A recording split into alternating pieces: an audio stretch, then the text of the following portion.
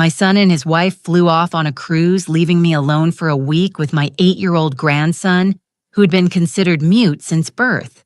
As soon as the lock clicked behind them, he stopped rocking in his chair, looked up at me, and whispered in a perfectly clear, pure voice, "Grandma, don't drink the tea Mama made for you."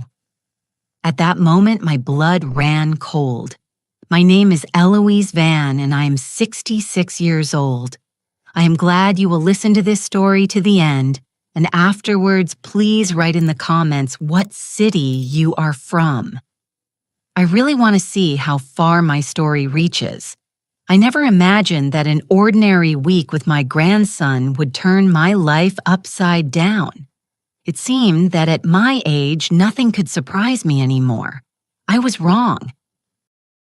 That morning when Marcus and Vanessa were getting ready for their 7-day cruise, I felt a mix of two familiar emotions, joy and exhaustion.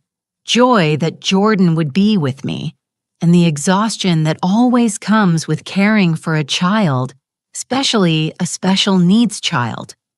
My grandson had been listed as nonverbal since birth. Doctors' commissions diagnoses the whole 9 yards. I loved him to the point of pain, but our visits always passed in silence. Just gestures, long pauses, guessing by his eyes, and an eternal ache inside. What is he thinking? What is in his head? What is hiding behind those dark, attentive eyes? "Mom, are you sure you can handle him for a week?" Marcus asked for the 3rd time, stuffing suitcases into the trunk of their expensive car. There was that familiar, painfully understandable tone in his voice, both love and a sense of duty, as if caring for his own aging mother was just another item on a to-do list that was already packed tight. "I was raising babies before you were even born," I reminded him, pulling my cardigan tighter against the cool October morning air. "Jordan and I will manage just fine." Vanessa walked out of the house. She was striking, wearing a platinum blonde weave that was laid to perfection. Not a single hair was out of place, even though it was still early on a damp morning. She always carried herself as if the world was obligated to move aside if she needed to pass.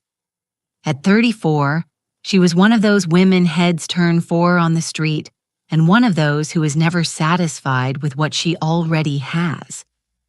"Eloise, I prepared a special tea for you," she said in that sweet, honeyed voice of hers, in which I had long learned to hear the falseness. "Chamomile, the kind you like. I made enough for the whole week. Just pour hot water over the bags. They are sitting on the kitchen counter." I nodded and thanked her, although something about her smile, tight as a mask, didn't mesh with genuine care. "Very thoughtful. Thank you," I answered aloud. "And remember," she continued, placing a manicured hand on my shoulder, "Jordan's schedule. He goes to bed exactly at 8 p.m. If he gets off track, he gets very nervous. The pediatrician said with his condition, a strict routine is key." Jordan stood nearby, holding my hand. He was wearing his favorite dinosaur t-shirt. Under his arm, he squeezed a worn-out soft elephant he hadn't parted with since he was 2. From the outside, he looked like a typical special needs child, quiet, withdrawn, completely dependent on adults. "We will stick to the schedule," I assured her. But privately, I wondered how much these strict rules were actually needed for Jordan, and how much they were just another way for Vanessa to keep everything under control, even when she wasn't there. After the 10th reminder and a quick hug, Marcus and Vanessa finally drove off. Their black car turned the corner and disappeared down the road leading to the highway, from where they would head to the port to their ocean liner, to Champagne and the buffet. I stood on the porch waving after them until the car was out of sight. Jordan's small palm was hiding in my hand the whole time.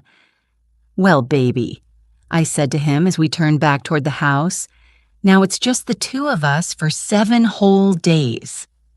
He looked up at me with eyes that were smart, very grown up for his 8 years, and for a second it seemed to me that something flashed in that look, something conscious, too conscious for a child who everyone thought didn't understand anything.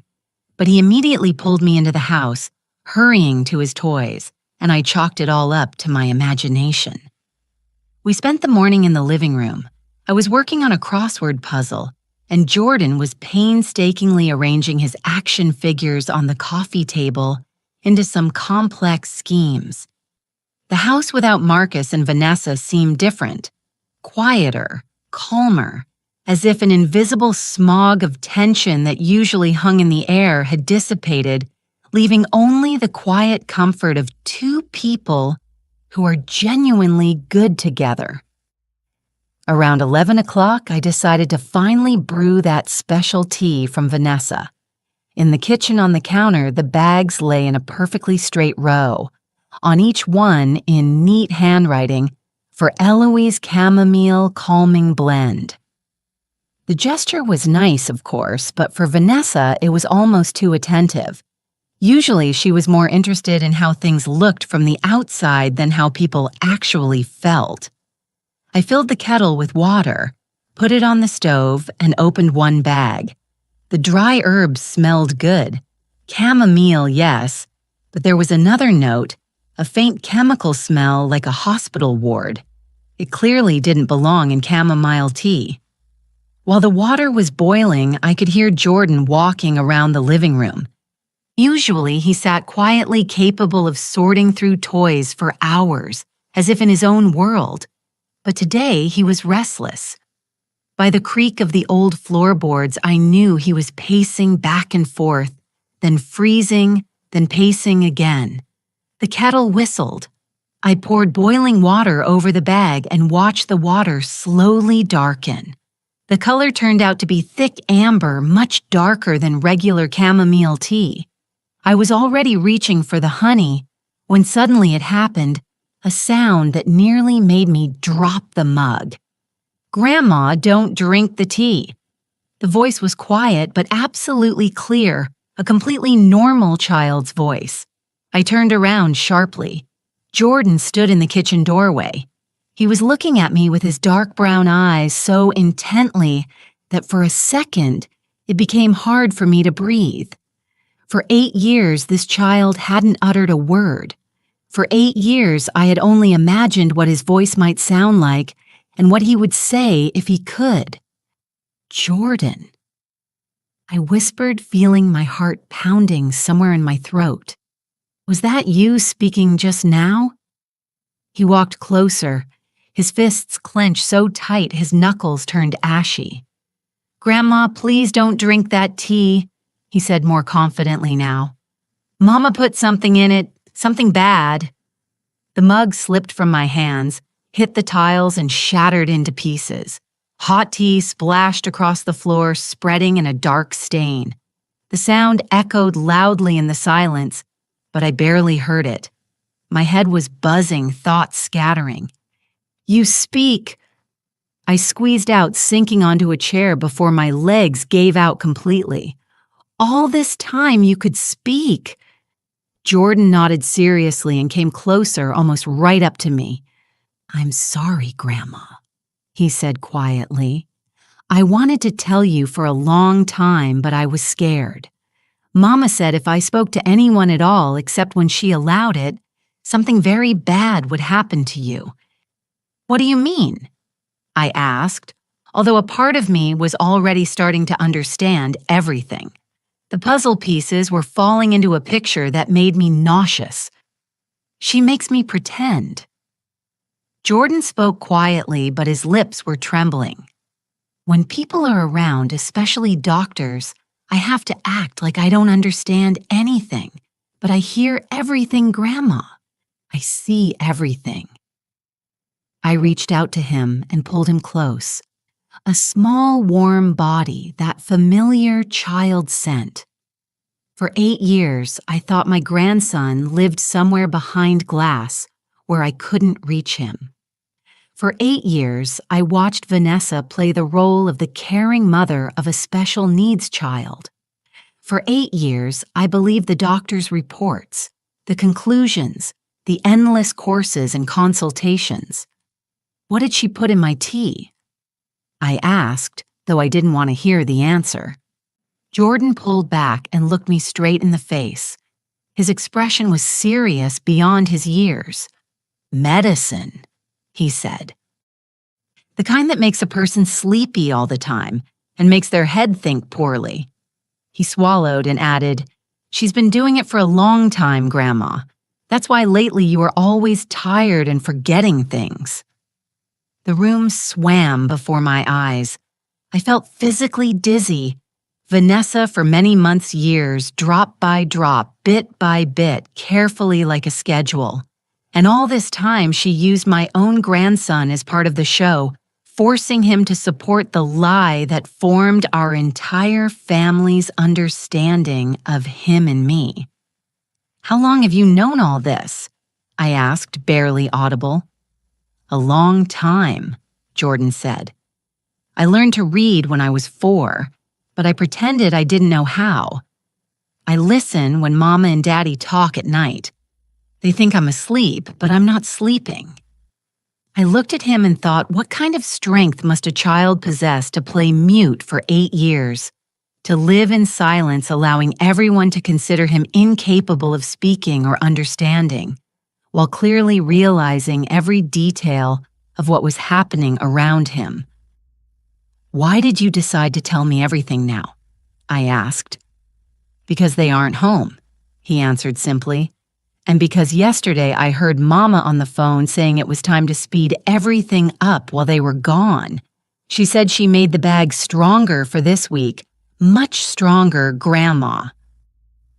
I looked at the puddle of dark tea spreading across the white tile. If not for that voice, if my grandson hadn't spoken, I would have calmly finished the mug, praised Vanessa for her thoughtfulness, and then laid down to rest as usual, and no one would have suspected a thing. "We need to be very careful," I said, feeling my thoughts finally beginning to gather into a line. "If your mother finds out you told me everything—" "She won't find out," he interrupted unexpectedly confidently. "I know how to pretend. I've been doing it all my life. Just now, we will do it together. Grandma, we can stop her." There was such determination in his voice that my heart ached. A child who lived in silence for 8 years out of fear was standing there now defending us both. I got down on my knees and started picking up the shards of the mug, wiping up the warm puddle. My hands were still shaking from shock, from fear, from sudden clarity. And while I ran the rag over the floor, a simple, hard thought hit me. Everything I thought about my family had just shattered into smithereens along with this mug. These 7 days wouldn't be a quiet week babysitting my grandson. This would be a fight for my life and his future. And for the first time in many months, despite the fear and confusion in my head, I felt truly awake. After all that, I sat in the kitchen for a long time until my hands stopped shaking and my heart calmed down. Then I forced myself to make us lunch. The sun was breaking into the kitchen through the curtains, laying a rectangle on the table. Jordan and I sat at the small round table eating grilled cheese sandwiches and thick tomato soup from a box. The scene was ridiculously ordinary, domestic, and yet somehow unreal. I looked at him and still couldn't get used to the fact that we were talking. For 8 years, I only guessed what he was thinking, and here he was sitting calmly opposite me, answering, asking, reasoning like a completely normal child.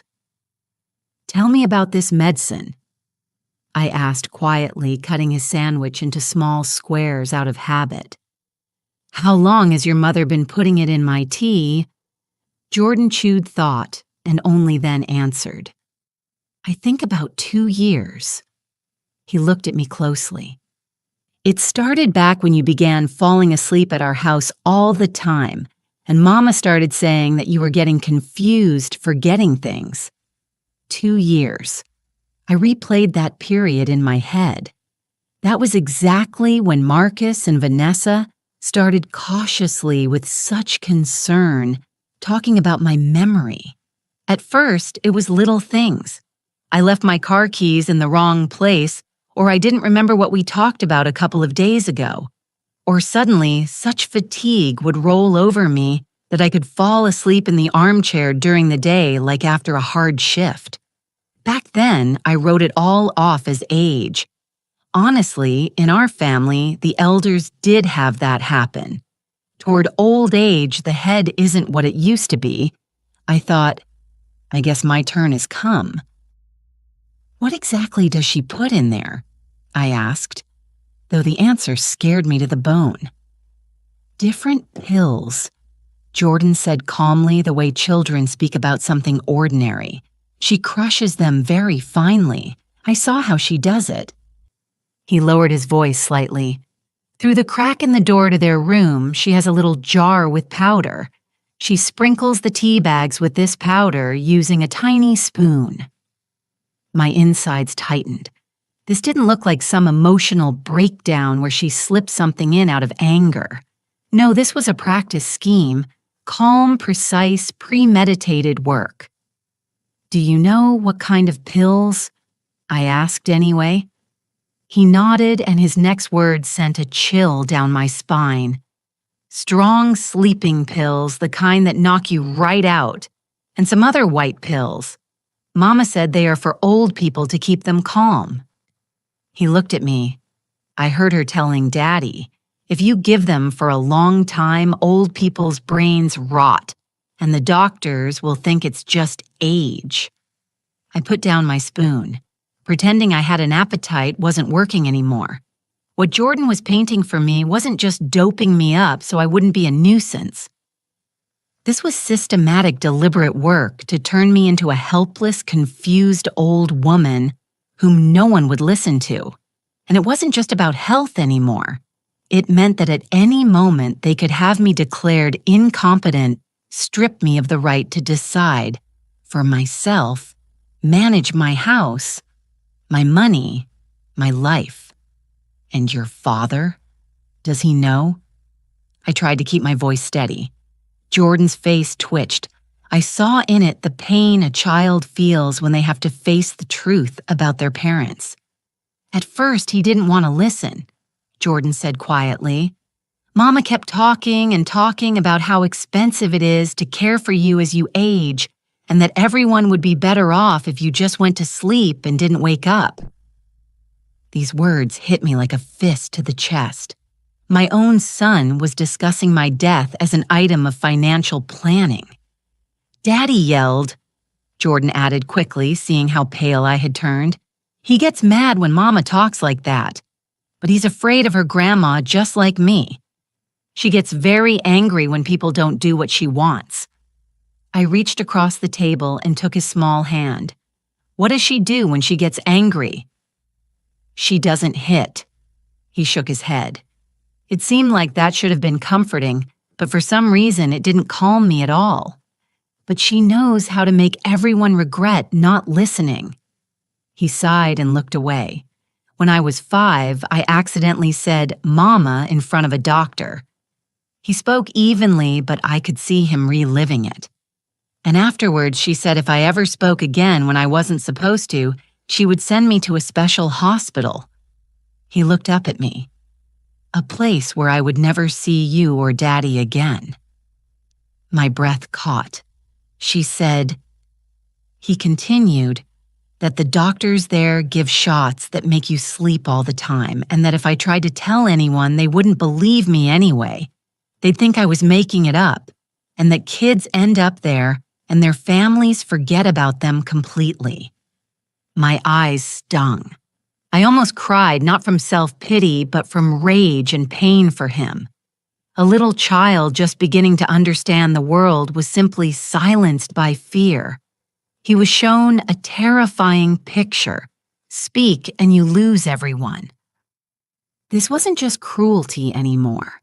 It was true torture of a child's psyche, manipulation of the most natural childhood dependency. I, a grown woman, was having trouble digesting this. How did he endure it?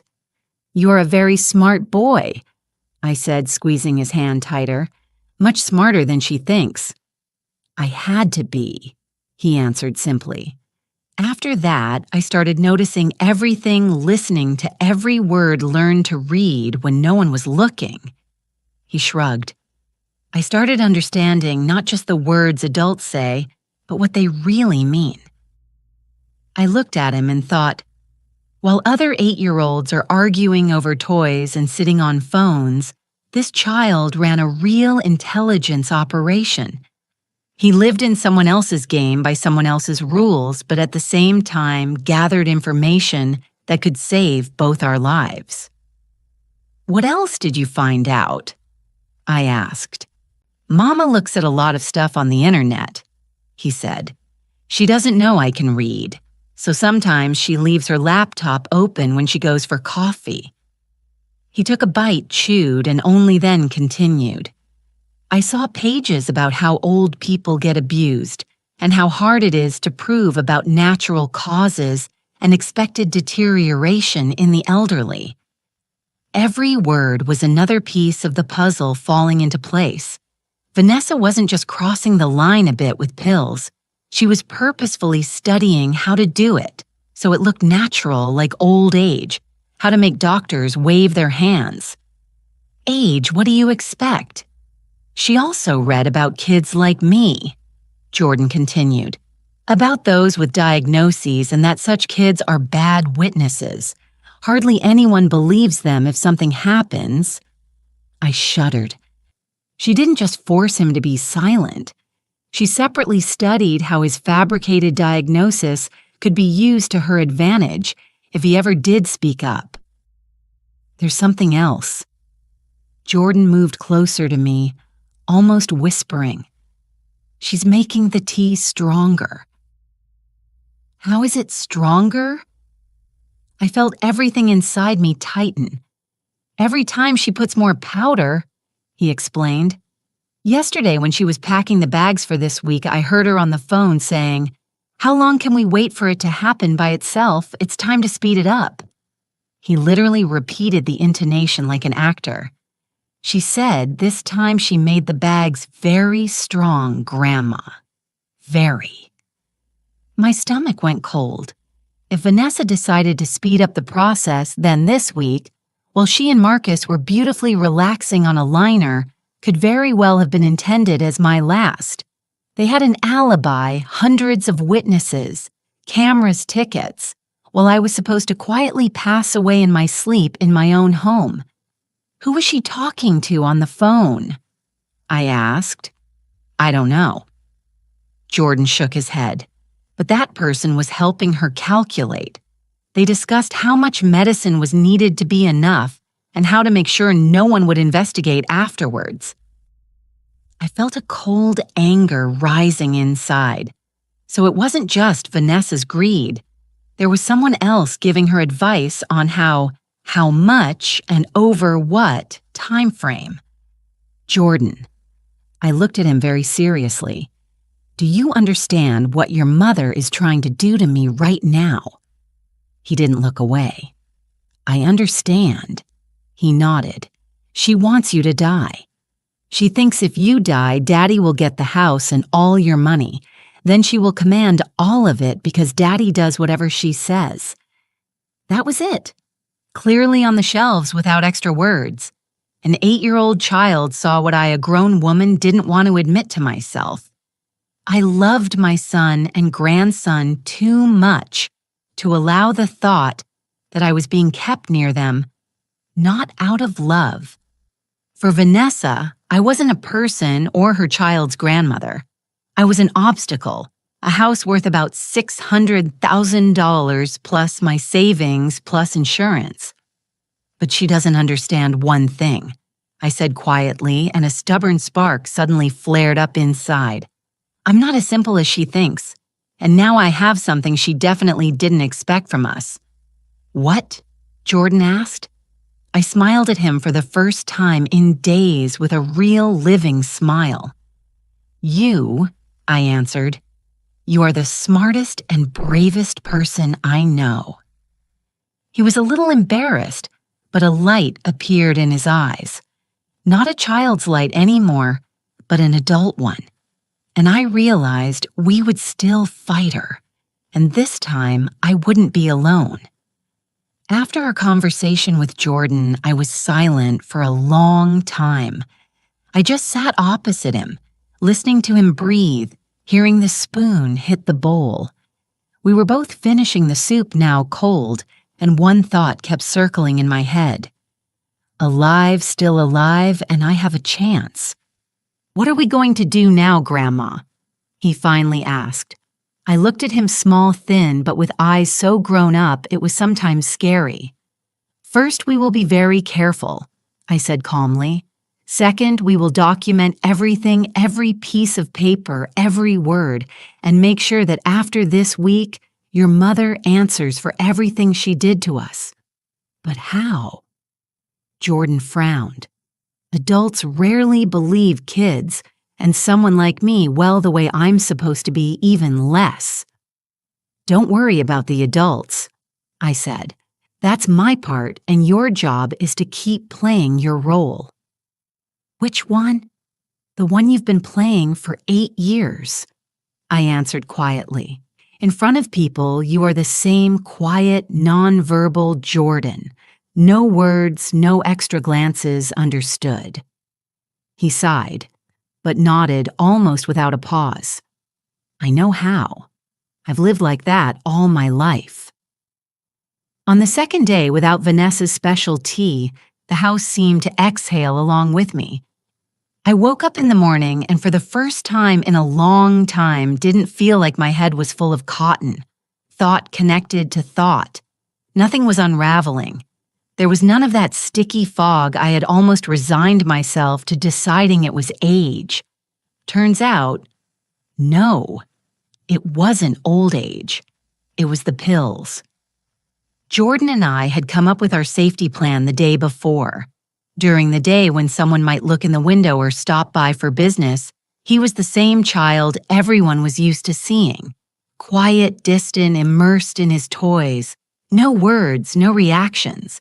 But as soon as we were alone and the doors were locked, he was the real Jordan again.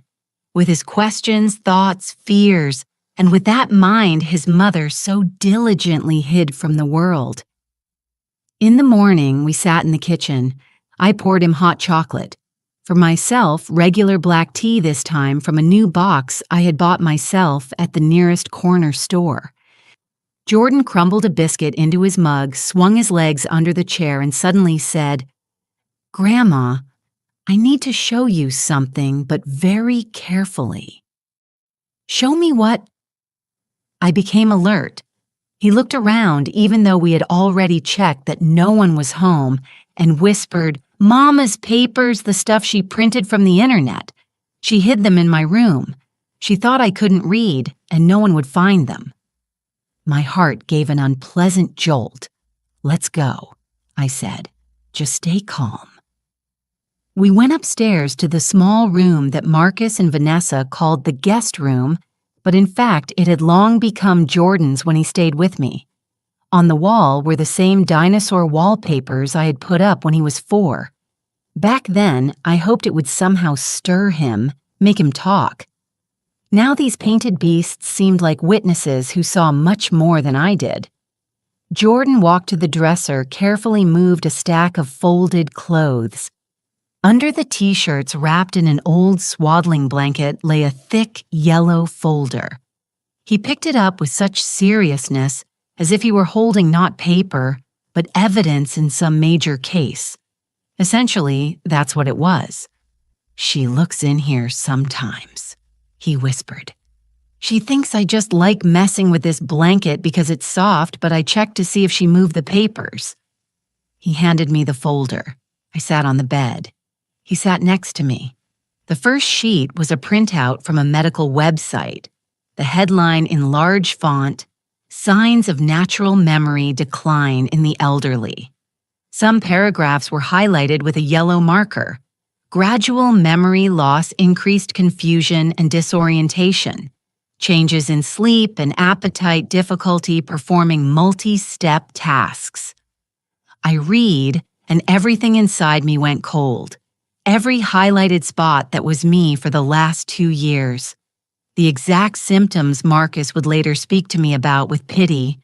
"Mom, you forgot something again. Mom, you're probably tired. Maybe you should go to the doctor to check your memory." The second sheet was even nastier.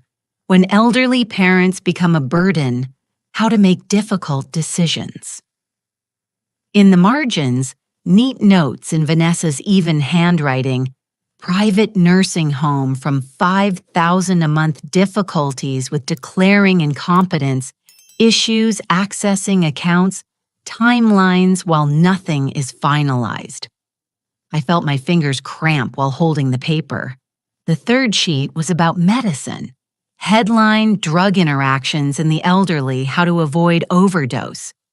Here almost everything was underlined or circled, especially the paragraph stating that a combination of strong sedatives and tranquilizers can cause respiratory depression, a sharp drop in blood pressure, and a quiet death, resembling natural causes. In the margins, numbers, dosages, intervals of intake, all in that same neat handwriting. This wasn't just curiosity anymore. It was the textbook she was working from.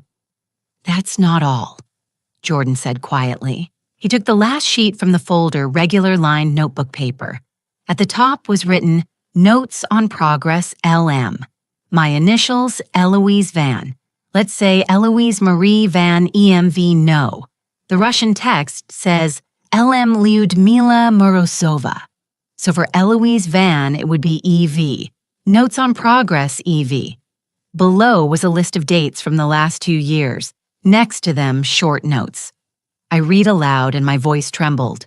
March 15th, first dose. No immediate reaction. Looks tired, blames age. Below, April 2nd, slightly increased dose. Complains of fog in the head, no suspicions. June 10th, noticeably increased compliance. Argues, less easier to direct. September 3rd, episode of unexpected clarity.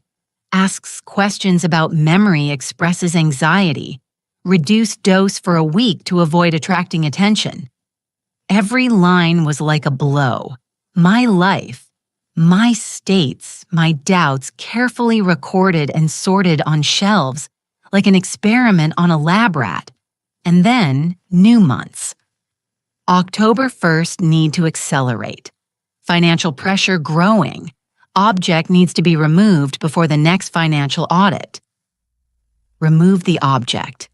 That's how she wrote about me. But the scariest part was at the very bottom. October 10th, prepared concentrated doses for cruise week. Calculation sufficient for a final solution within 48 to 72 hours after start of intake. Final solution.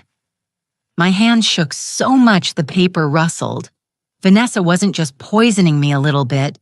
She chose a specific week, a specific time, calculated the dose, so that I would die right now while she and Marcus were on a cruise, with an alibi with photos from the liner and check-ins on social media. "Grandma, are you okay?" Jordan's voice brought me back to the room. I looked at him, at the child who had lived next to this nightmare all this time, seen and heard more than anyone, and carried it inside. I took a deep breath. I am alive, and it seems in much greater danger than I thought. I put the sheet on top of the others. "We need to be even more careful than we planned," I said, steadier now. "Why, I showed him the last entry. He ran his finger along the lines, lips moving while he read. When he got to the words about the final solution, his face went pale. Does that mean—" He looked up at me. "She wasn't going to wait for it to happen by itself?"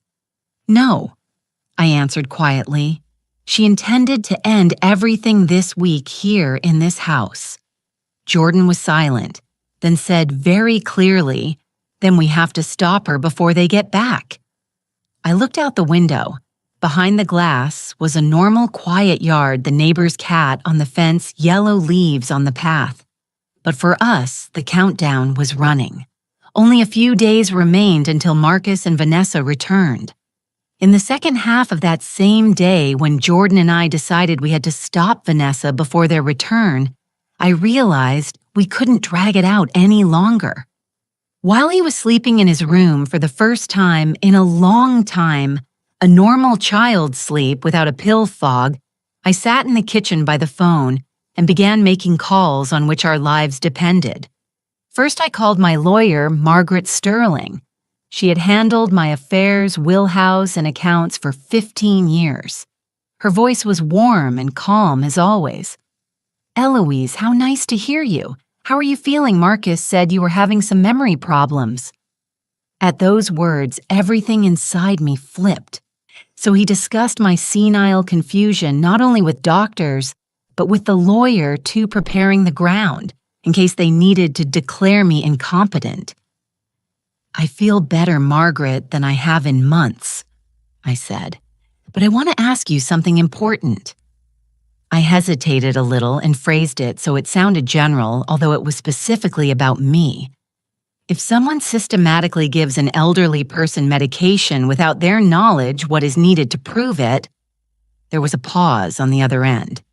"Eloise," she said cautiously, "do you have specific suspicions?" "It's possible," I answered, "but I don't want to give details over the phone. Just know that I will likely need your help soon." "I understand," Margaret said. "In that case, the strongest evidence is medical tests, the presence of drugs in blood and urine that no one prescribed to you, plus papers showing intent notes, printouts, calculations. Ideally, of course, video."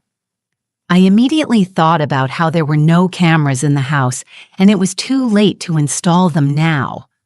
"What about audio?" I asked. "If the person says what they are doing themselves—" "In many cases, recordings of conversations are accepted too," she answered. "Depends on local laws, but at a minimum it is strong additional evidence. Eloise, if you are in immediate danger, you need to call the police, not me."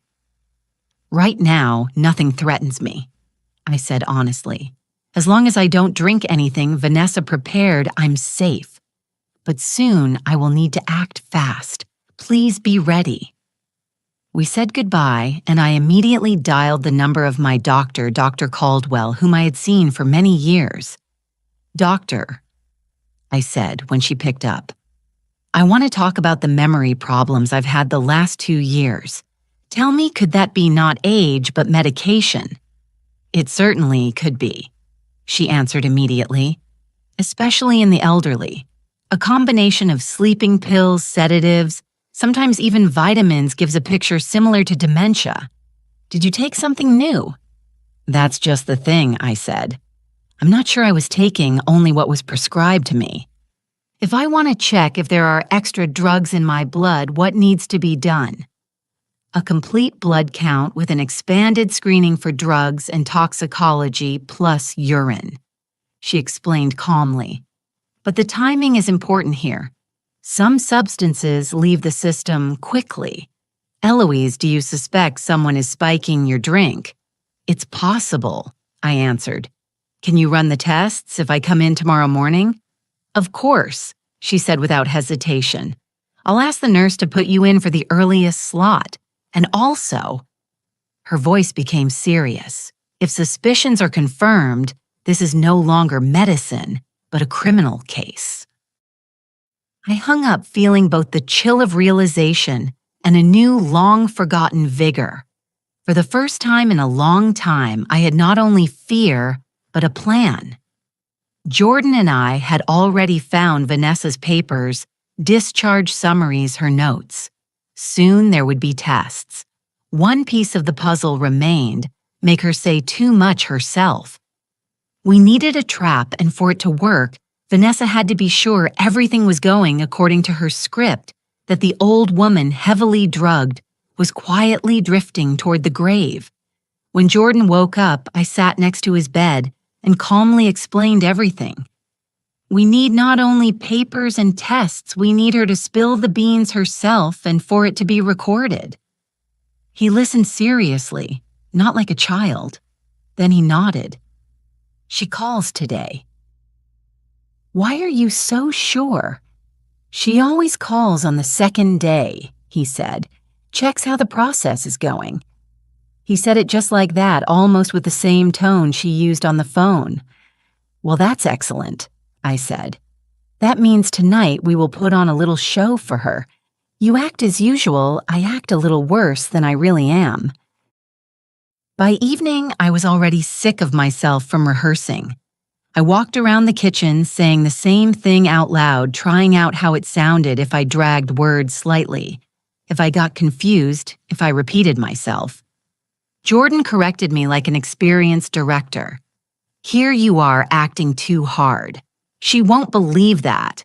When you were tired from the pills, you just forgot. You didn't pretend, and speak a little as if you have no strength. Funny, of course. An 8-year-old child teaching a grown woman how to correctly portray the effects of poisoning. But he really knew better. He had watched me for 2 years when I felt bad and distinguished ordinary fatigue from drug-induced fatigue by the smallest details. By 8 o'clock in the evening, the house seemed especially quiet. Jordan and I sat in the living room, he with toys on the rug, me in the armchair. On the table nearby, neatly hidden under a napkin, lay a cell phone on speaker and a small digital voice recorder, the one I managed to buy at the electronics store during the day. A small black thing, seemingly unremarkable. Professors record lectures. Students use them. But for us, this recorder was considerate life insurance. Exactly at 8:00, the phone rang. Remember, I whispered to Jordan, you are as usual. Don't look at me. Play with the figures. He nodded, lowered his head, and again became that silent child everyone was used to seeing. I pressed, except made my voice weaker and picked up the phone. Hello? Eloise, hello. Vanessa's sweet, steady voice sounded in the receiver. So how are you and Jordan managing there? I sat a little hunched as if it was really hard to keep my back straight. Oh, hello, Vanessa, honey. Yes, sort of managing, I managed to say, pretending to search for words. Just some exhaustion. Very strong. Is that so? A sympathetic note sounded in her voice, but I heard something else underneath satisfaction.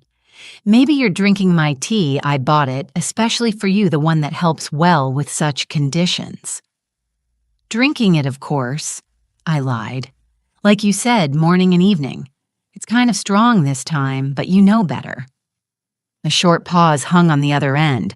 I almost physically felt her there on the line, counting, estimating the dose time effects. And how is your appetite? She asked. I recognized this move. Through my answers, she was checking if her poisoning was working as needed. Not very good, I told the truth. These days, with all the emotions, I didn't particularly want to eat. Sometimes I even feel nauseous, and it happens that I get confused about time.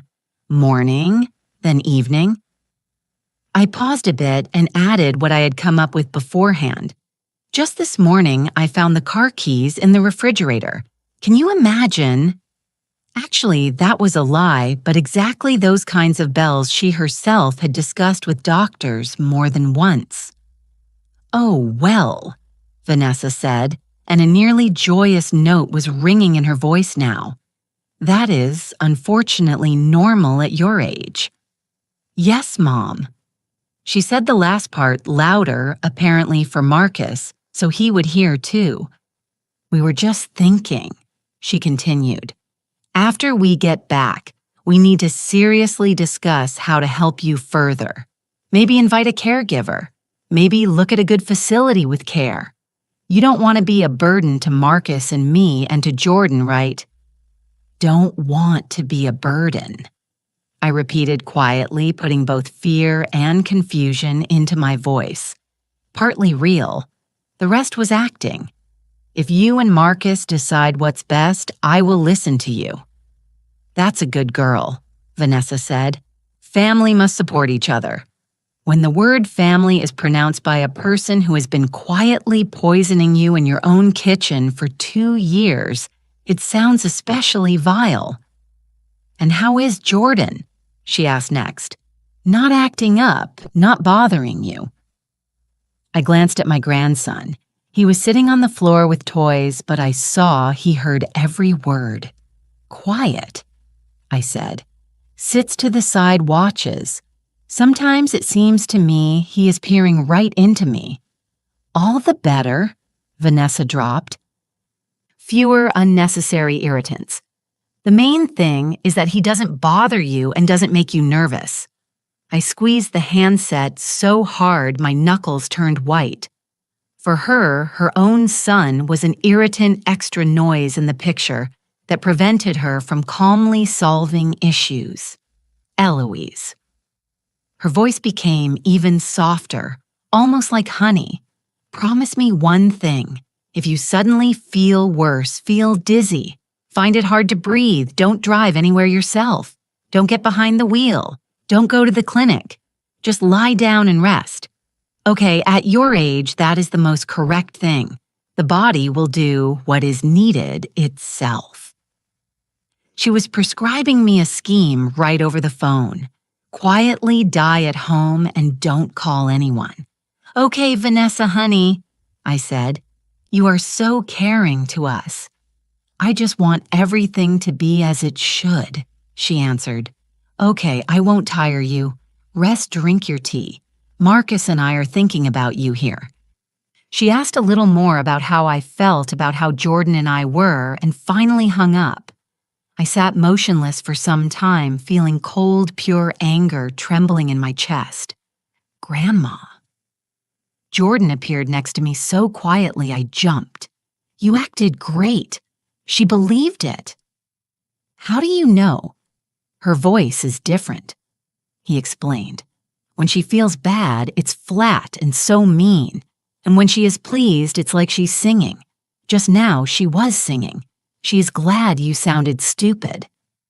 I suddenly thought, how much did the child have to train to guess Mama's mood by intonation and understand in advance what to expect?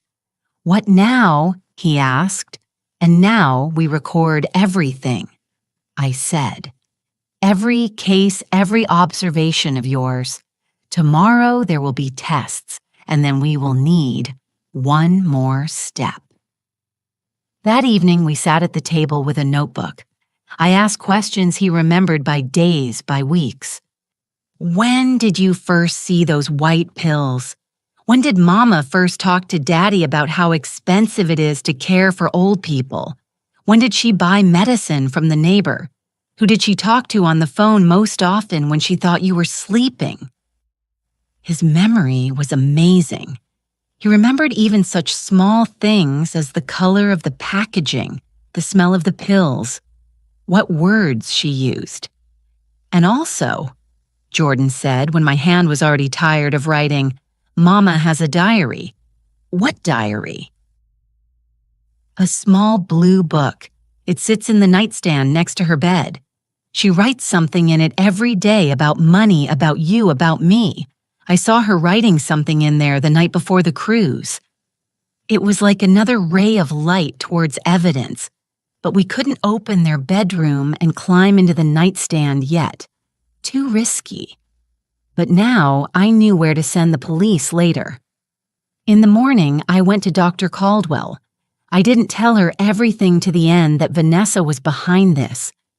What exactly was my evidence? I said exactly as much as was needed for the case.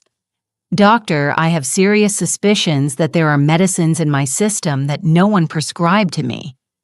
She looked at me attentively already without the perfunctory smile. "Then it is right that you came," she said. "We'll draw blood for an expanded screening in urine. If there are sleeping pills and sedatives that I didn't prescribe you, that is already serious. While the nurse took blood, I thought about how every such step brings the resolution closer, whatever it may be. Eloise, Dr. Caldwell said when we finished, if someone is truly giving you medicine without your knowledge, that is a crime. Have you thought about going to the police? I'm thinking, I answered, but I want to come not with just suspicions, but with a proper file. Otherwise, this will all tear our family apart, and there will be no use. She sighed but nodded. I understand. Just be careful. If you are right, then you are truly in danger. When I returned home, Jordan was already waiting by the window, his nose pressed against the glass. He saw me approaching and ran out into the hallway barefoot. How did it go? He asked first thing. Results should be in tomorrow, I said, taking off my coat. If the blood has everything, we think it's confirmed. I put my purse on the table and took out that same small voice recorder. And today we have a new task, I said, recording. I showed him how the recorder turns on and off, how it quietly blinks a light when it records sound. When they come back, I explained, we will need to make it so your mother says everything we need herself, and this little guy will record everything. We spent the rest of the day rehearsing. I portrayed a confused, inhibited old woman pretended to forget what I had already asked, asking the same thing over and over. Jordan watched closely and sometimes said, "No, Grandma. When you were on the pills, you didn't gesture like that. You, on the contrary, sat quieter and sort of listened all the time, and your voice was softer, as if you didn't trust yourself." How do you know all this? I asked. He shrugged. I needed to understand when you felt bad for real, he said, when it was from the pills. Then I sat closer, brought water, walked you to the bathroom. And when you were just tired, I knew I could sit quietly and you would rest on your own. I suddenly remembered all those times when he unexpectedly appeared nearby at the hardest moment, slipped a glass of water under my hand, helped me stand, brought a blanket. Back then, I thought it was his silent thank you, but it turned out he was protecting me as best he could. In the evening, we had dinner with something simple, leftover meatloaf and green bean salad from whatever was found in the fridge. I looked at Jordan's face in the dim kitchen light and thought how much had changed in just 3 days. My head was clear, as if someone had finally opened a window in a stuffy room. I could think normally, again, plan, remember, and most importantly, I wasn't alone in this war anymore. When we were clearing the table together, he suddenly asked, "Grandma, what will happen to me when we stop her?" I had been chasing this question away from myself because I didn't have an answer. If Vanessa goes to jail and Marcus is deemed an accomplice, he would need a guardian. The thought that such a child could be sent into the system to a group home or some foster family where no one knows what he survived, it made me physically sick. I don't know exactly, I said honestly. It's a complicated question, but I can promise you one thing. I turned to him and held him by the shoulders so he could see I wasn't dodging or lying. Whatever happens, I won't let anyone hurt you anymore. And I won't let anyone force you to be silent again. Never. He nodded very seriously. In his eyes was understanding, fear, and most importantly, trust. Trust that we would deal with this together. He was silent and said quietly, 2 more days. 2 days until the moment Marcus and Vanessa would cross the threshold of this house, confident their plan worked, and 2 days for Jordan and me to prepare for a meeting so their lives would never return to the way they were. The morning of the day Marcus and Vanessa were supposed to return from their cruise began with a call after which I had not the slightest doubt left that all this time I had been not an aging mother, but a victim. The phone rang early before Jordan even woke up. On the display was the clinic's number. I immediately understood who it was. Eloise. Dr. Caldwell's voice was unusually heavy without the usual jokes and polite phrases. The test results are ready. We need to meet urgently and ideally bring in the police. What did you find? I asked, though I already understood. Dangerous concentrations of several drugs at once in the blood, which no one prescribed to you. She spoke clearly as if by protocol, but I heard that inside she was seething too. Lorazepam, diphenhydramine, zolpidem, all three in doses that can cause severe memory impairment, drowsiness, up to respiratory arrest. She paused and added, Eloise, someone was systematically poisoning you. The word poisoning sounded like a verdict, although honestly, the verdict for me wasn't even that, but that specific people stood behind that word, my family. How long, judging by the concentration, could this have been going on? I squeezed out. Judging by the picture, she said. You haven't taken these drugs for about the last 3 or 4 days, hence the clarity in your head that returned. But before the doses were regular, if someone continued to increase them... She didn't finish, but everything was clear anyway. It could have ended fatally, she said anyway, and it would have looked like natural death due to age and a weak heart. I squeezed the phone so hard my fingers turned white. Doctor, I said quietly, are you ready to confirm all this officially? Of course, she answered firmly. I already prepared the discharge papers and was going to call the police myself if you hadn't gotten in touch, but since you have the situation under control, let's agree like this. I will be available and you try not to be left without protection today. I'm not alone, I said. I have Jordan. I surprised myself with how calm that sounded. We said goodbye. When Jordan came downstairs, I met him in the kitchen. Well, he asked first thing. Did they find something? Everything you talked about, I answered, and even more. I briefly retold him, Doctor. Caldwell's words about what medicines were found, that the doses were dangerous, that over the last few days I seemed to have cleansed myself and could therefore think. He listened, nodded seriously, and pointed to the small black voice recorder lying on our table covered by a newspaper. That means we have papers voice cuts out, he said. Soon there will be official confirmations. Now we need the most important thing.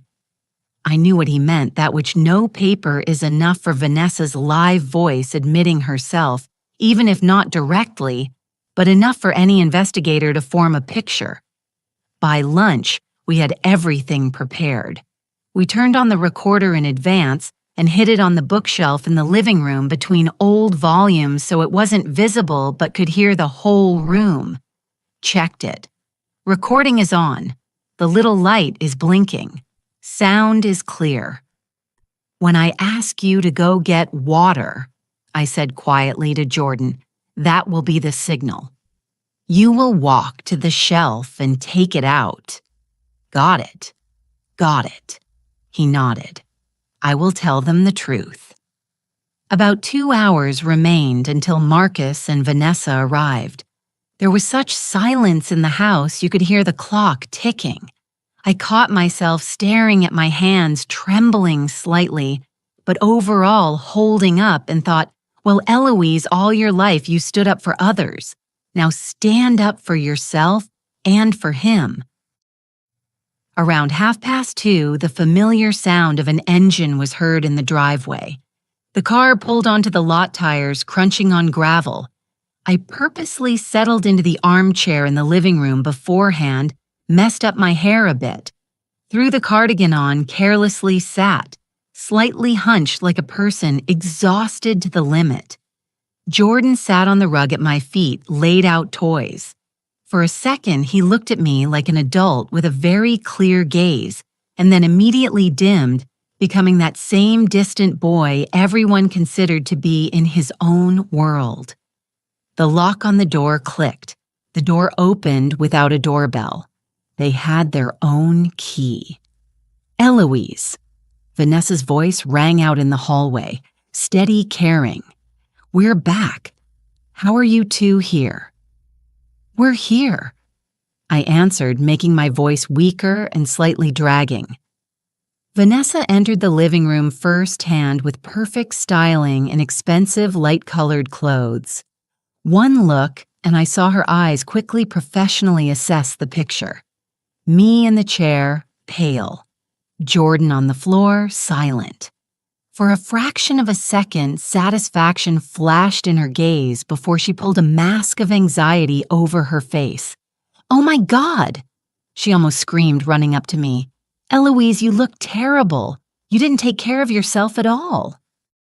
"Yes." She put her palm on my forehead, a gesture that was supposed to look caring. "Marcus, look at Mom," she called over her shoulder. "In 1 week, just a different person." Marcus entered right behind. His face was tired, crumpled, as if he hadn't rested all this time but suffered. "Mom, how are you?" He sat opposite, clasped his hands. "Are you okay?" I lowered my gaze, slightly broke my breathing as if it was hard for me to even formulate a thought. "I get tired," I pronounced slowly. "Forget sometimes I don't understand what day it is. Here. See?" Vanessa picked up, turning to him. "It's the same old story. Eloise, you remember we talked. Cognitive decline age. This is normal." She turned to me again with feigned softness. "You drank the tea, right? The one I left you." I looked at her, pretended to be slightly confused. Yes, of course." I nodded. "Morning and evening, like you said. It's kind of strong this time, but you are smart. You know what's best." I intentionally pronounced strong to look at her reaction. Something sparked in Vanessa's eyes, a mixture of wariness and satisfaction. "Did you use all the bags?" she asked matter-of-factly, but I heard the tension. "I made enough for the whole week, I think, yes," I answered. I tried so hard not to get confused. She relaxed slightly. For her, this meant one thing. The dose went into me completely. The plan should have worked. "Mom," Marcus intervened. "Maybe we need to take you to Dr. Caldwell. Let her take a look. This is serious after all." I noticed how Vanessa flinched slightly at this suggestion. "Marcus." Softly, but very quickly, she said. "We were already at Caldwell's. Did you forget?" She said further, "It's for dementia specialists. A therapist won't help much here. Dementia, she was already hanging a diagnosis on me herself. Marcus started. "You just need to accept reality." Vanessa interrupted him. "Your mother is aging. It's normal, and we need to think about what's best for everyone." She turned to me, putting on care again. "Eloise, Marcus and I were talking. You don't want to be a heavy burden for Marcus and me and for Jordan, right?" "Don't want to be a burden," I repeated quietly, and in its own way, that was also true. "There." She nodded. "That means we need to look at options, a good private facility, a caregiver, filing for guardianship." Every word sounded like a step toward taking everything from me, both the house and the right to speak. If you think so," I muttered. "I don't know what's right anymore." "We know," she said quickly. "We will do everything as needed." She was at the peak of confidence, saw the picture before her, aging, confused mother-in-law, silent, special needs boy, and a husband too weak to argue just what was needed for her final step. I felt that now was the moment Jordan and I were waiting for. "Vanessa, honey," I said, raising a slightly moist gaze to her. Thank you for everything, for the care for the tea, especially for the tea. Without it, probably it would have been totally hard.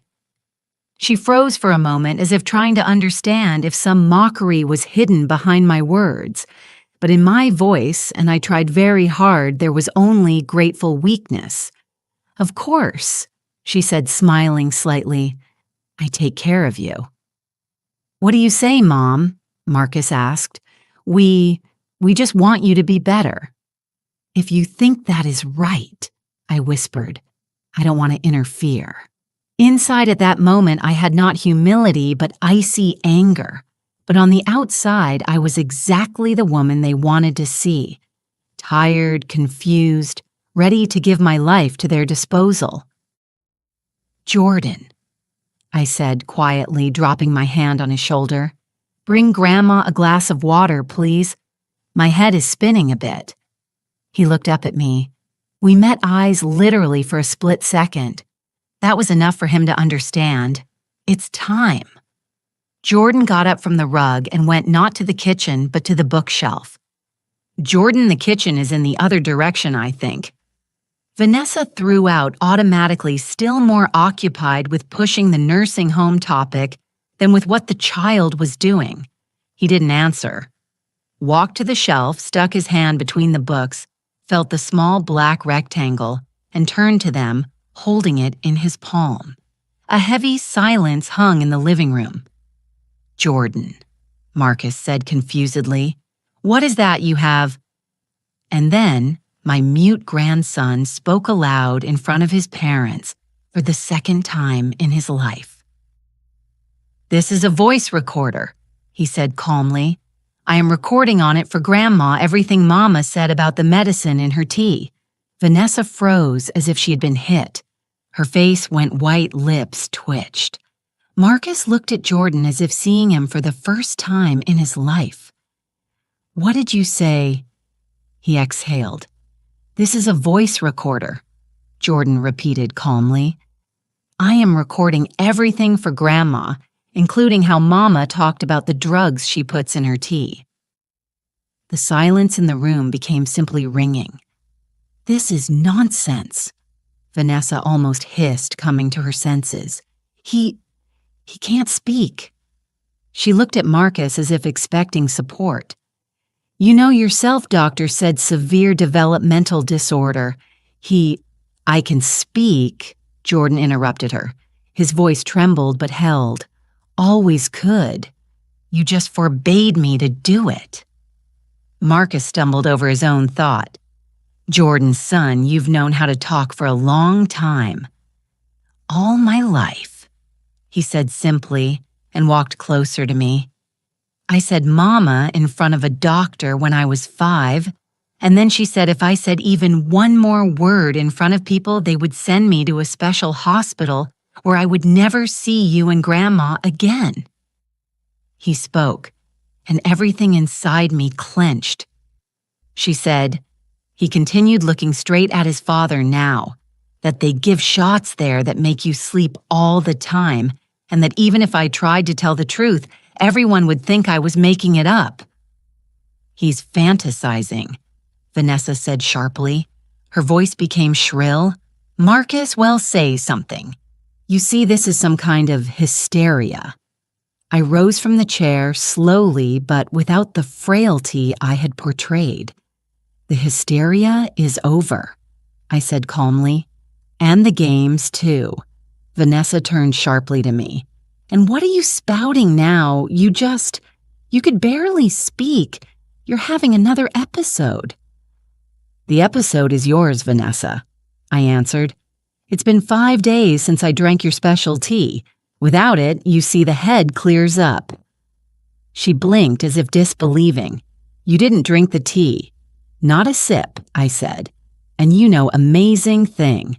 As soon as I stopped getting confused and forgetting and hiding keys in the refrigerator. Marcus looked at me as if everything he told himself the last few years was collapsing inside him.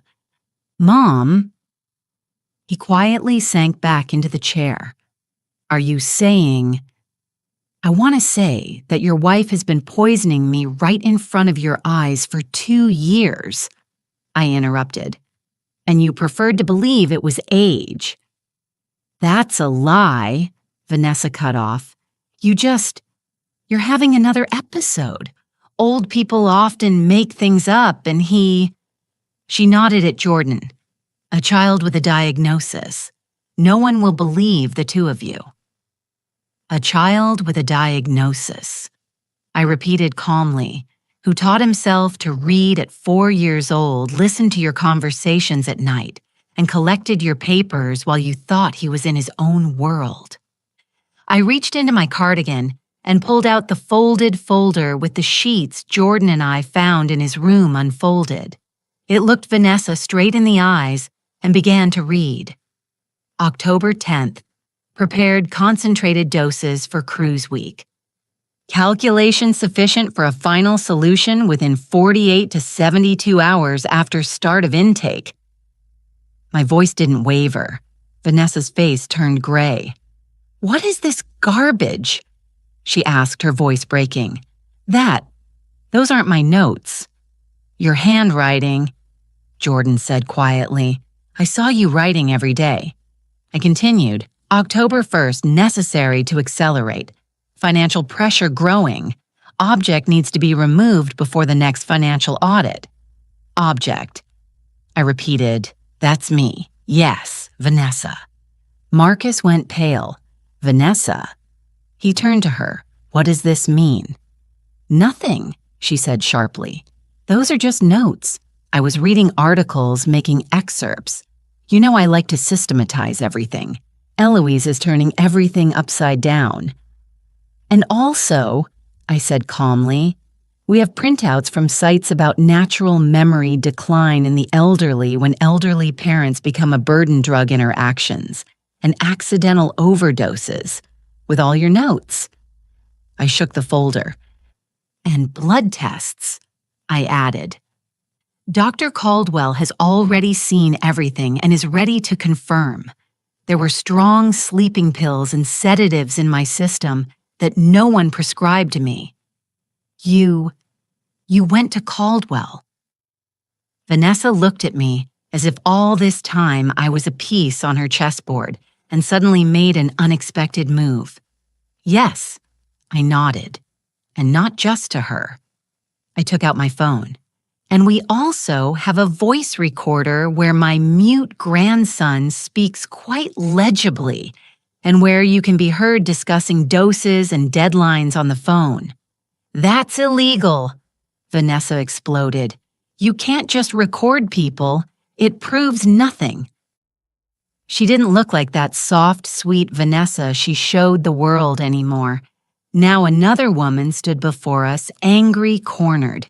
But Detective Miller, I said calmly, and the district attorney will be very interested to look at your papers, listen to the recordings, and compare them with the test results. I started dialing the number I had entered in advance, the police station. You aren't calling anywhere. Vanessa exhaled and suddenly lunged, not at me, but at Jordan. She rushed forward, hand outstretched toward her grandson, either for the recorder or simply to grab him and shut him up. But I stood between them as quickly as honestly I didn't expect from myself at my age. Just try touching him, I said quietly, but in a way that she stopped. You broke him enough. For a second, we stood almost nose to nose.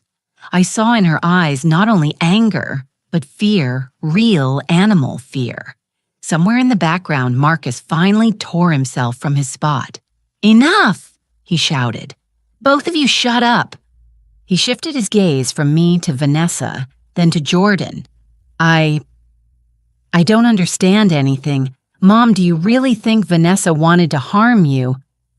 I don't think, I answered. I know, and I have proof. I pressed the call button anyway. Hello, police station, I said, not taking my eyes off Vanessa. This is Eloise Van. It seems my daughter-in-law tried to poison me. I have tests, papers, and a recording of the conversation on hand. Yes, the address is... Vanessa listened to me calmly dictating the address. Her face became hard as a mask. "You won't prove anything anyway," she hissed when I hung up. "An elderly woman with decline, a child with special needs. Who will listen to you at all?" "We'll see," I said. "Dr. Caldwell, lawyer, Sterling, your diary and the nightstand, and Miss Hattie from the pharmacy down the street from whom you kindly picked up pills. I think the detective will have plenty to do." Vanessa twitched when she heard the neighbor's name. "You dug through my things." "No," I answered. "This son of yours turned out to be more observant than you," Jordan said quietly but very clearly. "I'm not afraid anymore." He stood next to me, not hiding. At that moment, a distant siren wail was heard outside the window. It was getting closer. After that day when sirens wailed in the yard and people in uniform entered the house, life split into before and after. The before had already been dissolving little by little in a medicinal fog anyway, but the after began for real. 9 months later, when Jordan and I stood in my kitchen rolling out cookie dough, sunlight fell on the table in a strip. Flour was on everything, on him, on me, on the counter. A normal picture, grandma and grandson baking cookies, and only the two of us knew how much blood and nerves stood behind this normalcy. "Can I pour the vanilla now?" Jordan asked, seriously, holding a small bottle like some laboratory test tube. "Just don't overdo it," I said, and caught myself still being surprised every time. He asks, clarifies, comments, objects a child who was considered mute for 8 years. Over these 9 months, we never got used to the silence without Vanessa, but I willingly accustomed myself to it. The trial was heavy. Even remembering it is unpleasant to this day. Lawyers, investigators, endless papers, psychiatric evaluations, recordings from the voice recorder, where Vanessa discusses doses and speeding up the process, almost in plain text receipts from pharmacies, where strong drugs popped up that no one prescribed to me. Dr. Caldwell calmly listing point by point what was found in my blood, what doses, what this could have led to, and separately their attempt to blame everything on age, on my suspiciousness, and on the child's peculiarities.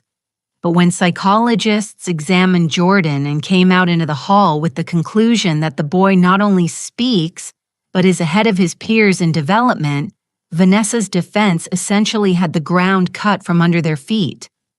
Turns out, forcing a child to pretend to be sick isn't the best idea if everything is revealed later. The judge sat, listened to all these stories flipped through her diary, where I was listed as an object, and at some point simply asked, "Do you understand?" He addressed Vanessa, "that you are not alone on the defendant's bench. Here is also a mother who poisoned her mother-in-law for years, and a mother who forced her own son to live in fear and silence." She had no answer.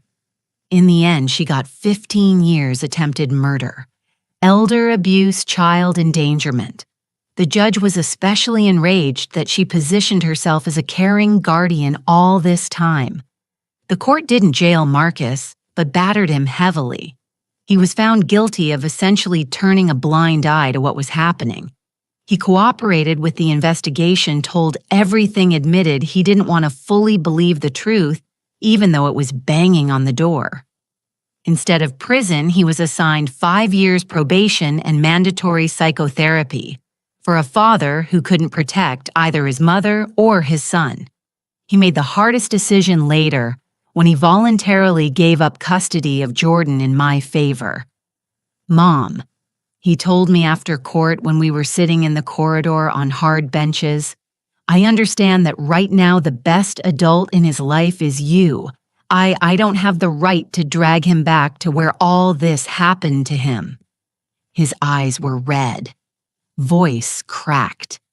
I looked at him and thought that I love him anyway, no matter what. But forgiving so quickly won't happen. Custody paperwork took several months, but in the end, the paper is in our hands. I am the official guardian. The fear that he would be sent to an orphanage or somewhere to a foster family is gone. Other fears remain, but we closed this main one. The psychologist said I'll catch up with the school program by next year. Jordan informed me, carefully pouring vanilla into the bowl, and that my head works even better than many kids just didn't let me talk and go to school normally. I chuckled. Well, about the head I knew without a psychologist. He smiled but quickly became serious. Dr. Martinez said I am very resilient. He added, like withstood a lot. Withstood, I agreed, stirring the dough, more than adults withstand sometimes. He and I go to the same Dr. Martinez once a week. She doesn't just work with him. She explained a lot to me, too, for example, that I couldn't protect Jordan better while I was barely living in a fog myself, that I will have guilt anyway, but it doesn't change the facts. We were both victims of the same woman. Sometimes I sit on her couch, listen to her explain in a calm voice about trauma boundaries, responsibility, and I think strange times sitting at a psychologist's and learning to be a grandmother anew. Financially, we manage too. The money Vanessa counted on after my death is now working against her plan.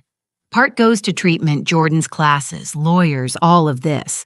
The house stays with me. The will is rewritten so Jordan won't be left with nothing even if I'm gone. Grandma. His voice brought me out of my thoughts. Do you think Daddy will come again? It wasn't the first time he asked like that. Over these 9 months, Marcus visited only twice, sat on the same kitchen stool, twisted a mug in his hands, tried to say something, apologized, stumbled over words. Jordan talked to him politely, but kept guarded like with a stranger. I sighed. I don't know, I answered honestly. It's very hard for him to look at himself right now. He was supposed to protect you, and it didn't work out. That's hard to admit. I don't hate him, Jordan said, unexpectedly licking the spoon. Just sorry he turned out to be weak.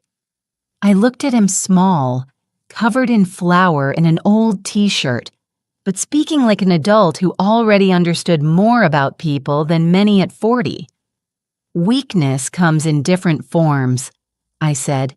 You are strong in your own way, and he now has to learn a different strength to honestly admit that he turned away all this time. Jordan was silent, then asked quietly, what if he comes one day and says he wants to take me back? I wiped my hands on a towel, looked at Jordan, and realized there was no getting away from this question. Sooner or later, it would have sounded anyway. What if he comes one day and says he wants to take me? He repeated, looking straight in the eyes, not like a child. I was silent for a bit. Running from the conversation means leaving him alone with fear again. Look, I said calmly, by law you are under my guardianship right now. There are papers, signatures, court decisions. He can't just come take you by the hand and lead you away. For that, he has to prove he changed himself, that he can be responsible for you, that you will be better and safer with him. Jordan thought, picking at the dough with a spoon, will you let me go? A simple question, but everything inside me tightened. If I see that he truly became a different person, I said honestly, and if you want it yourself, we will discuss it. Not in one day, not rushing, but calmly and with your psychologist. I put my hand on his shoulder.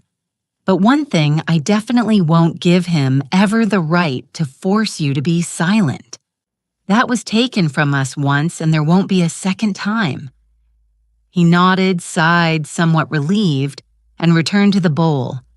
Okay, he said quietly. Then let him cure himself first, and then think about what to do with me. Ah, A couple of days after our cookies, Margaret Sterling, my lawyer, called. We are almost on a first-name basis with her. We've been through so much. Eloise, she said in a businesslike but warm voice, wanted to notify you personally Vanessa's appeal was denied. I sat down on a stool, seemed everything was already decided, but still something twitched inside. So that's it, I asked again. The decision stays as is. Yes, she confirmed. 15 years remain 15. Theoretically, in 12, she can ask for parole, but honestly, with such a character reference in such a case, her chances are slim. I thanked her, hung up, and sat in the kitchen in silence for a long time. In 12 years, Jordan will be 21, a grown man who decides for himself who to talk to and who not to. I, God willing, will be near 80. If I live good. If not, he will already have documents, education, and an understanding of how to protect himself. In the evening, we sat on the bench by the porch. I told him about the appeal. So she definitely won't come back soon, he clarified. Definitely, I answered. And even if she gets out someday, you will already be an adult, and you will have a choice whether to communicate with her or not. He shrugged. Maybe by that time, I won't even be interested anymore, he said calmly. Life was slowly getting on track. A neighbor from our street, Ms. Hattie, stopped me in the yard somehow. Eloise, I look at you and rejoice, honest word, because lately I thought that's it, gave up completely. And now you walk just like before, fast, and your eyes are different. I smiled. Yes, Hattie, it worked out. Reviewed the medicine, let the head go. Now baking with the grandson, catching up on studies. She, of course, didn't know all the details, but it was enough for her that I was greeting her again, not like a shadow, but like a living person. Sometimes Jordan brings up the topic of Vanessa himself. Not often, but it happens. Do you think about her? He asked once when we were clearing the table in the evening. Sometimes, I answered honestly. Less often than before, but I think. Sometimes anger rolls in. Sometimes I have dreams where she stands in the kitchen again with those bags of hers. Dr. Martinez said that's normal. He nodded. That when you are scared for a long time, the brain still waits for some time that something will happen again now, but it passes. It passes, I agreed. Only not by itself. You have to work on it. It's not all simple for him either. There are nights when he wakes up, listens to sounds in the apartment, checks if the front door is locked, still flinches if someone raises their voice too abruptly. But there are fewer of these nights, and every time after such dreams in the morning, he still sits down for lessons, for books, for his blocks, and I see breaking him completely didn't work. Once over tea, I asked, listen, have you thought about what you want to be when you grow up? Before somehow my tongue wouldn't turn to ask such a simple question to a child who wasn't allowed to be himself at all. Thought about it, Jordan answered without a pause. I want to be a doctor. What kind? He thought a little and said, like Dr. Martinez, only for kids who are silent, not because they can't speak, but because they are afraid. I want to help them find their voice. I looked at him and realized, here it is, the real victory. Not that Vanessa is sitting in jail and not that I kept the house, but that a child who was forced to live a stranger's role for 8 years wants growing up to help others climb out of similar pits. Good profession, I said. Hard but necessary. Will you help me study? He asked. As long as I breathe, I will, I answered. And further, I already arranged everything, so you have money for both school and life. He nodded and strangely enough didn't ask about further. For him right now, it was important to know that in the coming years, we have everything under control, and that is enough. Evenings, we often go out on the porch or just sit on the bench by the house. He reads with his legs tucked under him. I knit or just watch the sky darken. On one such evening, he suddenly slammed the book shut and asked, "Grandma, are we truly safe right now?" Well, honestly, I didn't answer right away. Complete safety in this world, I already realized, doesn't exist. Illnesses, other people's mistakes, bad people can always happen. I am too old to lie to a child about, now everything will be good forever. You know, I said after a pause, 100% safe doesn't happen for anyone. But right now, we have 3 things we didn't have before. What things? First, we know what evil looks like, I answered. We won't close our eyes anymore when something inside whines. Second, we have people on our side. Doctors, lawyers, a psychologist. You are not alone, and I am not alone. And third, we now have voices. You were forced to be silent. I wasn't listened to seriously, but now we know how to speak and know how to get heard. He thought a little, nodded slowly. Then probably yes, he said. We aren't under glass, but we can stand up for ourselves. I smiled. Exactly. He opened the book again, but a minute later put it aside, moved closer and said quietly, "I love you, Grandma." "And I love you," I answered. "Very much." Dr. Martinez says, he continued, "Nightmares go away when you truly feel there's a person nearby who won't let you be lost."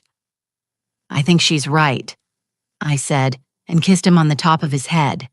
That night he slept peacefully, and so did I. Now when I tell all this to you who is listening to me somewhere far away in another city, maybe in another country entirely, I think about this. Jordan and I didn't become a fairy tale ideal family. We have scars. There is distrust. There are questions for the closest person. Marcus, life didn't turn back as if nothing happened. That doesn't happen, but something else appeared for us, the ability to say no in time if someone tries to softly kill you under the guise of care, and the understanding that silence is rarely a good exit, especially when you are forced to be silent by fear. Now about you, if you were in my place, would you start digging? Like I did go to a doctor, a lawyer, the police, or try to keep the family together and pretend nothing is happening? Were there stories in your life when you were quietly hooked on dependency, on someone else's will, on the feeling that you are a burden? How did you get out of it? Write in the comments what you think about this and what city or country you are from.